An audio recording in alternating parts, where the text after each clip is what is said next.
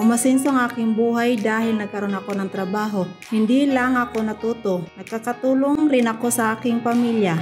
Ako si Francia Herodias, isang ina, manggagawa at beneficiary ng livelihood program ng SMPC.